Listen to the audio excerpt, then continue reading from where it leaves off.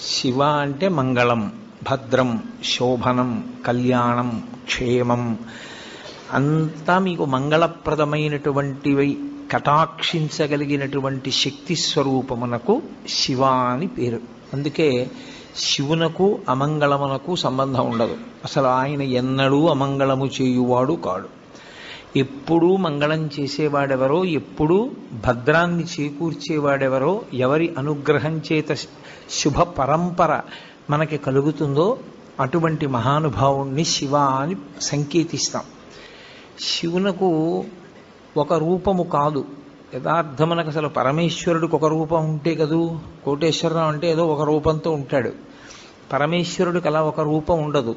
ఆయన చేసినటువంటి చేష్టితముల వలన భక్తులను అనుగ్రహించాలనేటటువంటి ఆయన యొక్క కారుణ్య తీవ్రత వలన ఆయన అనేక రూపములను ధరిస్తారు.